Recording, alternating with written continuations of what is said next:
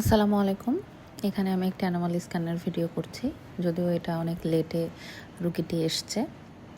উনি বাইরের একটি পেরিফেরিতে আলট্রাসোনোগ্রাফি করতে গিয়ে কিছু সমস্যা পাওয়ার কারণে উনি রেফার করছে অ্যানোমাল স্ক্যান করার জন্য। বাবুটি কিন্তু 8.5 মাস বয়স। আমরা আস্তে আস্তে তার প্রত্যেকটা অর্গান দেখছি। বাবুটির আমি এখন পায়ের অংশটি দেখছি, পায়ের পাতাগুলা এবং হাতের অংশগুলা। এখানে পায়ের পাতা ঠিক দেখাচ্ছে।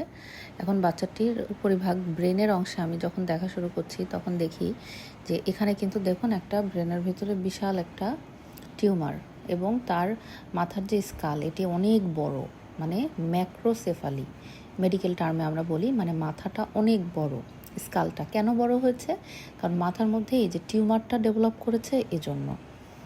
এটা মায়ের পেটে গর্ভস্থ অবস্থায় এইটা তৈরি হয়েছে। এবং এই যে এখানে আমি যেটা তীর চিহ্ন দিয়ে দেখাচ্ছি, জাস্ট এইটুকু হচ্ছে ব্রেন ম্যাটার, মানে ব্রেনের অংশ।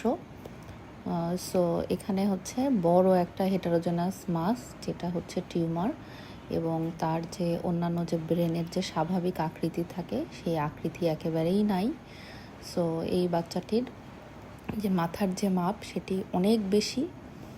হ্যাঁ, যে নর্মাল যে আলট্রাসোনোগ্রাফির যে মাপটা থাকে বাচ্চার হাইয়েস্ট 40 উইকসের, তার থেকেও বেশি।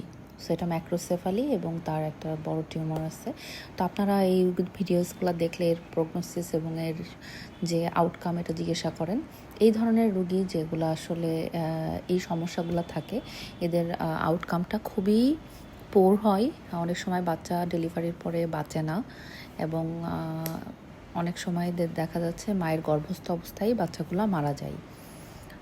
তো এখানে এই বাচ্চাটি এখনও বেঁচে আছে, কিন্তু এই বাচ্চাটির ডেলিভারির পরে বেঁচে থাকার সম্ভাবনাটা খুবই কম।